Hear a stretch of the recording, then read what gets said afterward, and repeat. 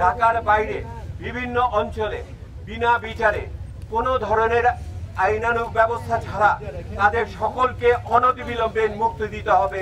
এইটা হলো প্রধান দাবি।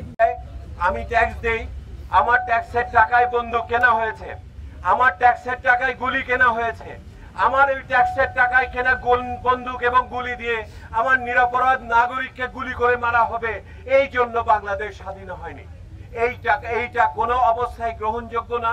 বাংলাদেশের এই আন্দোলন, ছাত্র জনতার এই আন্দোলন চলমান থাকবে যতক্ষণ পর্যন্ত না সামগ্রিকভাবে আমাদের এই অন্যায় অত্যাচার বন্ধ না হয়। শৃঙ্খলা বাহিনীকে সেখান থেকে সরাতে হবে। ইন্টারনেটের অবাধ সুযোগ আমাদের সেখানে নিয়ে আসতে হবে। এই আইনের শান্তিরক্ষার পরিবেশ যদি দ্রুত সৃষ্টি করা না হয় তাহলে বাংলাদেশের জন্য নিঃসন্দেহে এটা বড় ধরনের সমস্যা। আপনারা বলেছেন যে এই ঘটনার ফলে বাংলাদেশের ভাবমূর্তি নষ্ট হচ্ছে, যে মুক্তি হয়েছে এটাতে আমরা খুশি, কিন্তু এখনো অনেক নিরপরাধ ছাত্র, শিক্ষক এবং জনগণ, কর্মজীবী মানুষ বিনা বিচারে এখনো আটকে আছে। সেই জন্য আমরা সন্তুষ্ট নই, খুশি হলেও সন্তুষ্ট নই।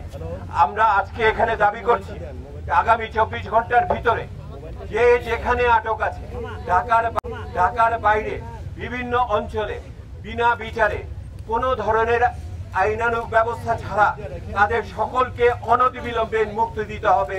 এইটা হলো প্রধান দাবি। দ্বিতীয় দাবি, এ পর্যন্ত যেভাবে নিরপরাধ মানুষ মারা গেছে বাংলাদেশে, তাদের সকলের বিচার করতে হবে এবং সেই বিচারের জন্য জাতিসংঘের মতো আন্তর্জাতিক প্রতিষ্ঠানকে যুক্ত করতে হবে। এইটা একটি বড় বিষয়।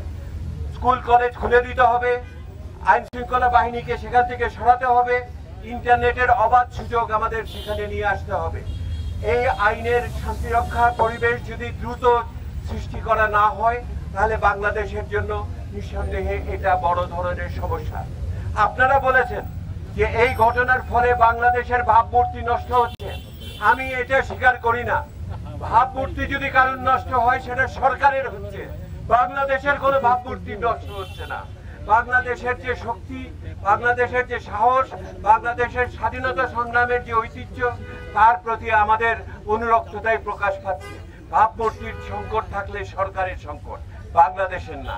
আর একটা কথা আপনাদের বলে আমি শেষ করি।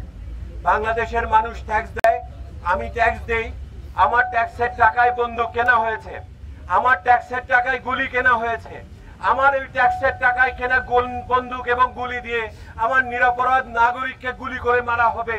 এই জন্য বাংলাদেশ স্বাধীন হয়নি। এইটা কোনো অবস্থায় গ্রহণযোগ্য না। বাংলাদেশের এই আন্দোলন, ছাত্র জনতার এই আন্দোলন চলমান থাকবে যতক্ষণ পর্যন্ত না সামগ্রিকভাবে আমাদের এই অন্যায় অত্যাচার বন্ধ না হয়।